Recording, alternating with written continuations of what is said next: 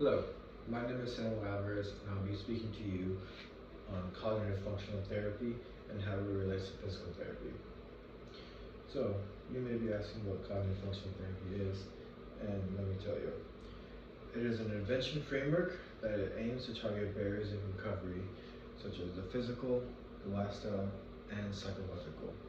Cognitive functional therapy has been used to target mainly low back pain, and I have used it myself throughout my rotations. I mainly discovered it when working with my clinical instructors, and they taught me that to view recovery as more you're recovering a whole person rather than you're just focusing on the low back or shoulder or knee or ankle. So what it aims to recontextualize therapy into a biopsychosocial perspective while helping to dispel any unhelpful beliefs, overcome barriers, create goals, and adopt healthy lifestyle behaviors. So I'll go over the physical, lifestyle, and psychological factors, starting with physical. So this is the more physical, such as mechanical back pain, joint, tissues, nerve impingement, disc prolapse, muscle guarding, the things that were kind of taught in school. These are the things you can touch, these are the things that are actively moving. So what we learn how this applies to pain is that pain can be disproportionate to tissue damage. Pain can also be maladaptive, and it can be a manifestation of trying to become overly safe to movement patterns, as well as a sympathetic nerve response. Some psychological factors would include the cognition levels, emotion, perception of pain, distress, one's coping responses, anxiety, stress, and then fears about tissue damage. And then how this can play into therapy is that patients may have negative thoughts and beliefs about their pain.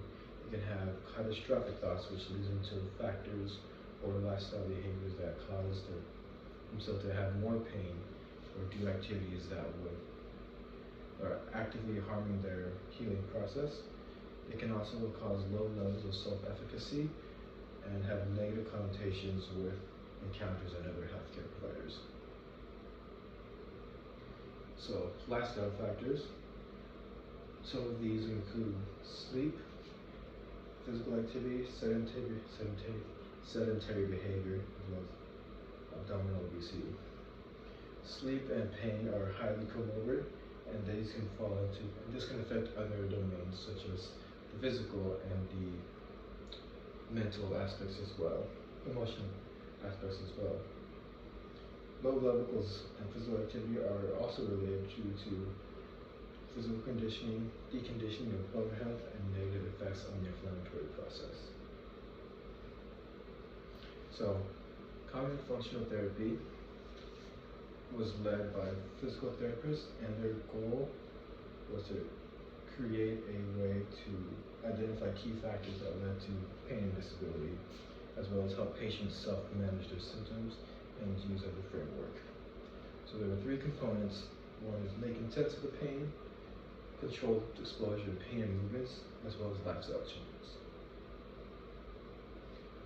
So it begins with an interview with a normal subjective, where you get patient's information, background, beliefs about their pain, emotional responses to their pain, value activities, and other barriers to a healthy lifestyle, as well as their goals.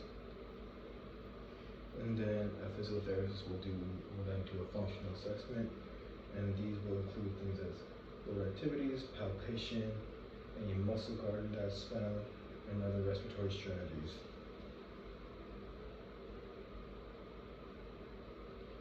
And then this leads to interventions. The interventions are performed to reduce the sympathetic response, such as diaphragmatic breathing, body relaxation, awareness, and control. Visualizations such as assisted feedback, such as mirror, video, clinical demonstration, and hands-on feedback to help the patients visualize that they're able to perform these activities without pain. And then they should emphasize any directional movements or any activity or any movements that do help them feel better, such as, oh, you feel better when I'm walking, so okay, let's get that incorporated in your day so you do feel better over time, moving repeatedly. As well as bring the attention to discrepancies, like, oh, I felt better when I squatted that time, and usually I thought that would hurt more. So, like, hey, you were able to squat and not feel pain. That's one of the movements that you can do. Let's kind of see what else we can do.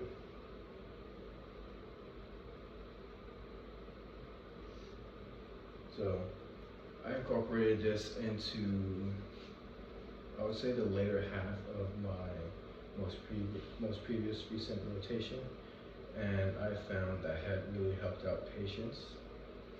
The patients didn't seem like, oh, pain was just with them all the time, but rather it was something that was affecting them and something that could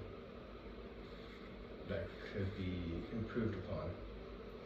For an example, I had a gentleman who served in the military and had low back pain, chronic low back pain, and felt that he couldn't walk, or he could walk a block and that was about it.